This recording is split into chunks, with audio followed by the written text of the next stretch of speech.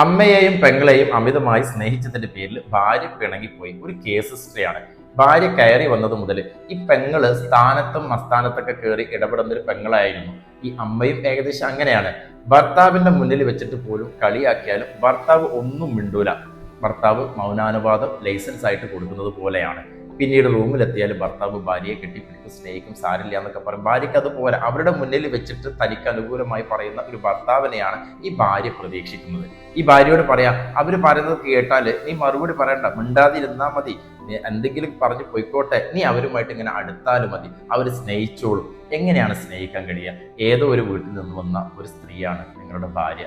നിങ്ങളെ ഇഷ്ടപ്പെട്ടത് കൊണ്ടാണ് ആ വീട്ടിൽ നിൽക്കുന്നത്. നിങ്ങളുമായിട്ട് നല്ലൊരു കണക്ഷന് ഉണ്ടാക്കിയെടുത്താൽ മാത്രമാണ് ഇവർക്ക് അമ്മയെയും പെങ്ങളെയും ഒക്കെ സ്നേഹിക്കാൻ കഴിയുള്ളൂ.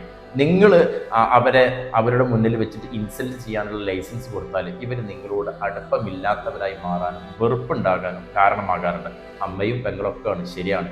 എല്ലായിടത്തും കയറിയിട്ട് അമിതമായിട്ട് ഇടപെടുമ്പോൾ അവരെ നിങ്ങൾ നിർത്തേണ്ടടുത്ത് നിർത്തണം. ഒന്നിനും കഴിയില്ലെങ്കിൽ ഇവരെയും കൂട്ടിയിട്ട് മറ്റൊരു വീട്ടിലേക്ക് വാടകക്കാണെങ്കിലും താമസം മാറാം. ഈ കേസിൽ ഈ ഭർത്താവ് ശരിക്കും ഇതിനൊന്നും പറ്റാത്ത ഒരാളായിരുന്നു, ഒരു അമ്മക്കുട്ടിയായിട്ടുള്ള ഒരാളായിരുന്നു. മനസ്സിലാക്കേണ്ടത്, ഇങ്ങനെ അമ്മക്കുട്ടിയായിട്ടുള്ള ആളുകൾ ഒരിക്കലും കല്യാണം കഴിക്കാതിരിക്കുക. എന്തിനാണ് മറ്റൊരു ജീവിതം തകർക്കാനായിട്ട് കാരണമാകുന്നത്?